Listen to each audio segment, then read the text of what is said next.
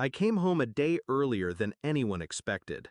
The flight was quiet, the cab ride long, and my body was heavy from the medical workshop.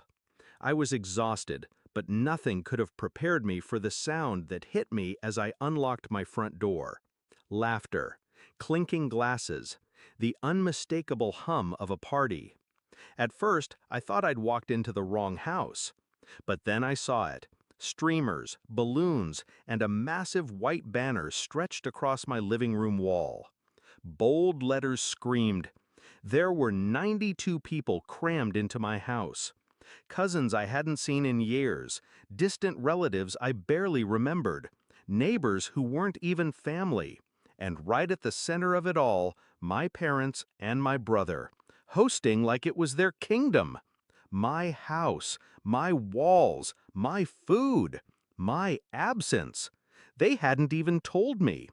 I stood at the doorway, invisible, like a ghost at my own funeral. My mother brushed past me with a tray of drinks, not even noticing.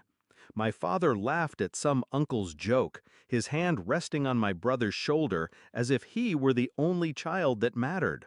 For a split second, rage boiled up my throat. I wanted to scream, to shatter glasses, rip down that banner, and drag every last one of them out by their necks. But instead, I smiled. A small, quiet smile. Because they'd already lost. They just didn't know it yet. I grew up believing blood meant loyalty. My parents drilled it into me. Sacrifice for family, forgive family, put family first. And I did. Every damn time. I funded their bills when they fell behind. I helped my brother through college. I gave without asking, because I thought that's what love meant. But love, I learned that night, was just their mask for greed. As I slipped upstairs to my room, my sanctuary already invaded by coats piled on my bed, I realized something with crystal clarity. I wasn't family to them.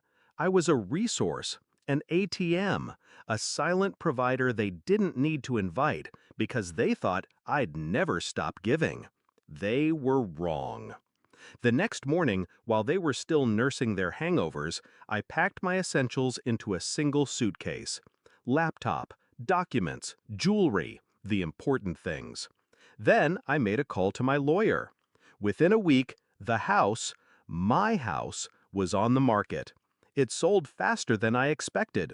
Quietly, efficiently. I had all the papers ready. The money went directly into an account none of them could touch. I bought myself a new place across town. Smaller, but mine. Untouched. And the best part? I didn't say a word. I let them live in blissful ignorance, believing they still had their playground. Until the eviction notice landed in their hands. 2 weeks later, my phone lit up like a Christmas tree. 105 missed calls. My brother's name flashed over and over again. The voicemail started calm, then frantic, then furious. "How could you do this?" he screamed into the receiver. "This was our home, our home." That phrase almost made me laugh. I listened to every voicemail like music, each one a note in the symphony of their downfall. When he finally got through, his voice was ragged, desperate. "You've ruined us. Do you understand? Everyone saw the notice. Everyone knows. You humiliated us." I waited. Silence stretched. Then I said the only thing that mattered. No. I reminded you whose house it really was. Click. I ended the call. I didn't need to confront them face to face. The humiliation was already complete. The family that had gathered so proudly under that banner, "Family means forever," now whispered about the son and daughter who'd been tossed out, about the parents who had been evicted like squatters. Their empire of appearances collapsed.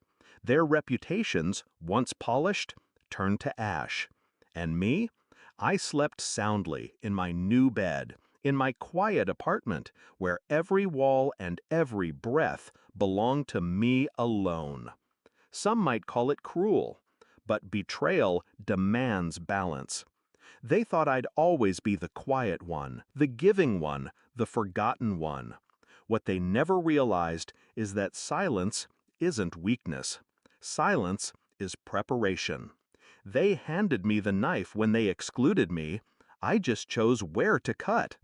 And as I stood by my window one night, watching the city lights flicker, I whispered the truth aloud for the first time.